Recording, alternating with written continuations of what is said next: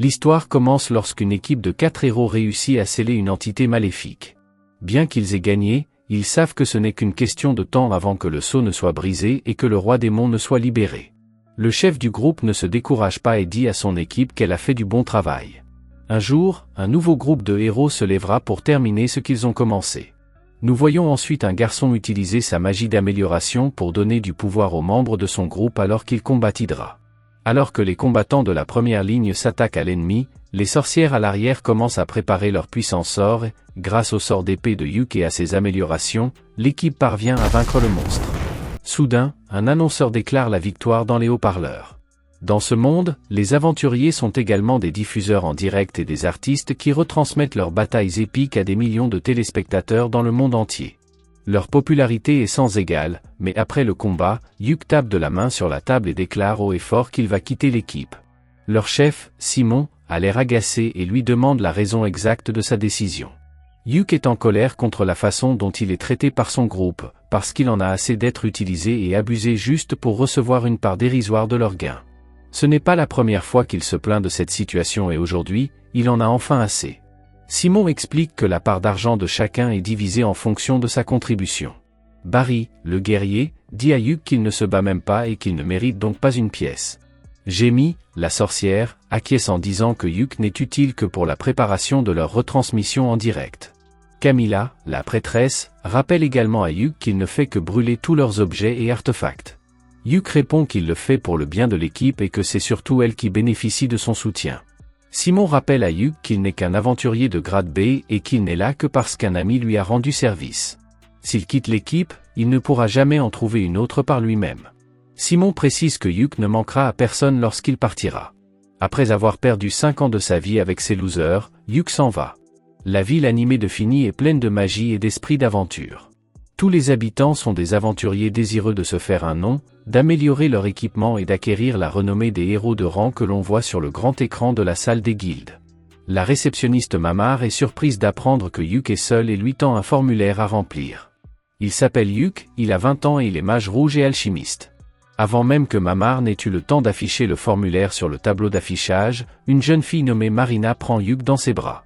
Elle l'appelle Sensei en disant que cela fait longtemps qu'ils ne se sont pas vus. Yuk est choqué de voir qu'il s'agit de son ancienne élève Marina, qui a grandi et est devenue une aventurière officielle.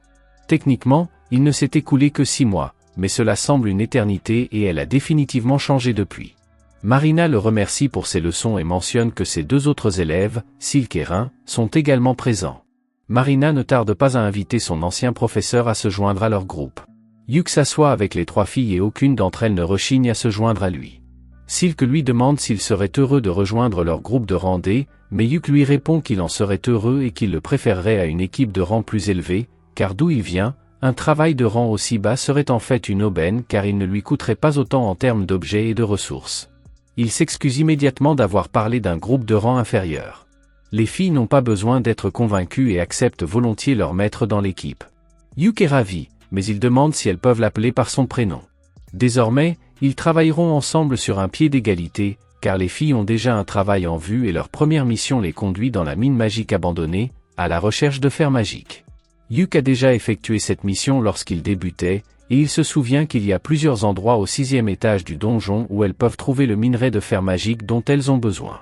Marina s'émerveille de tous ces nouveaux paysages et Silk s'inquiète un peu de voir que leur équipe n'est pas assez forte pour aller aussi loin. Chaque étage a un boss et celui du 5e étage est connu pour être particulièrement méchant. Yuk dit que ce n'est pas un problème parce qu'ils commenceront au 4e étage et monteront progressivement. Lorsque l'équipe entre dans la mine, Marina commence à scruter le sol à la recherche de minerais et Yuk remarque que les filles appliquent à la lettre tout ce qu'il leur a appris. Il leur demande de faire une pause, car il a une méthode plus simple. Yuk sort de sa ceinture le premier de ses nombreux objets utiles, une lampe détectrice qui leur permettra de repérer facilement les pièges et les objets intéressants. Silk craint toutefois qu'un tel artefact ne soit pas bon marché pour l'entretien de son avare de maître. Yuk la rassure en lui disant qu'il n'y a pas de problème, car en tant qu'alchimiste, il peut fabriquer lui-même l'huile magique pour la lampe, sans frais. Soudain, une meute de bogles leur barre la route. Silk n'hésite pas et tire une flèche, tuant l'un des monstres avec une grande précision. Marina dégaine alors sa lame et s'élance à l'assaut des monstres. Pendant ce temps, Yuk lui lance une série de buffs qui augmentent sa vitesse, sa force et son endurance. Dans l'instant qui suit, il lance un autre sort qui gèle les monstres, ce qui permet à Marina de s'écraser sur les monstres et de les transformer en chair à canon sans difficulté.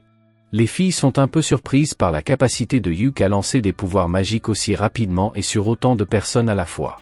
Pour Yuk, ce n'est rien et il préfère mettre les monstres en pièces pour le minerai qu'ils contiennent plutôt que de s'en attribuer le mérite. Alors que leur voyage se poursuit, Yuk suggère qu'ils se reposent avant le prochain niveau.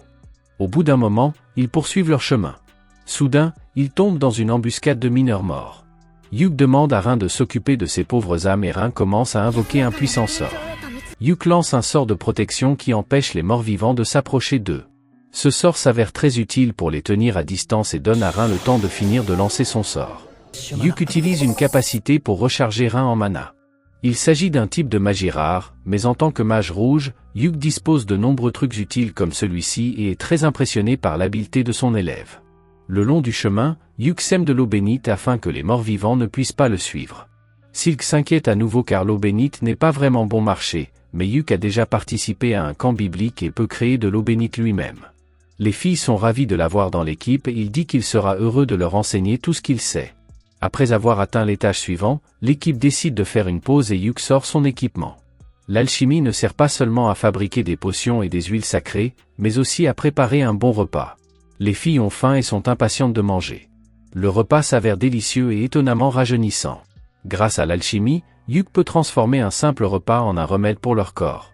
Tout ce qu'elle a à faire, c'est d'ajouter l'ingrédient secret, l'amour, mais Silk ne supporte pas d'engloutir l'amour de son sensei et les autres filles lui disent de ne pas y penser et de se contenter de savourer la nourriture. Elles atteignent bientôt le 4e étage et tombent sur un lézard de pierre. Les filles attaquent, Yuk ralentissant le monstre. Marina, d'un seul coup, coupe la tête de la bête et met fin au combat. L'équipe se met au travail pour extraire le minerai et la récompense est considérable, mais il leur manque encore un peu d'argent pour achever leur travail. Yuk propose de combattre le boss et de continuer à s'enfoncer dans le donjon. Les filles s'inquiètent car il s'agit du boss qu'elles espéraient éviter, à savoir une bête connue sous le nom de crabe d'acier, célèbre pour avoir détruit des équipes d'aventuriers débutants. Yuk, lui, veut juste prouver qu'il peut être un membre utile de l'équipe. Yuk sort un drone flottant qui permet aux aventuriers d'enregistrer ou même de diffuser leurs exploits en direct. Yuk dit qu'il enregistre chaque combat de boss pour sa collection personnelle, mais Marina veut montrer au monde ce qui va se passer en direct. Yuk dit qu'ils doivent choisir un nom pour leur groupe. Marina est déconcertée et révèle qu'ils n'y ont pas encore réfléchi, en fait ils ne sont pas encore officiellement enregistrés en tant qu'équipe. Prenant une seconde pour y réfléchir, elle trouve le nom Clové, chacun d'entre eux étant l'une des feuilles de trèfle et Yuk étant le 4e chanceux. Ils décident alors d'affronter le monstre. Yuk augmente ses statistiques et active la diffusion en direct, tout en ouvrant l'immense porte du donjon. Le monstre géant attaque immédiatement. Grâce à sa magie d'amélioration, Yuk esquive facilement.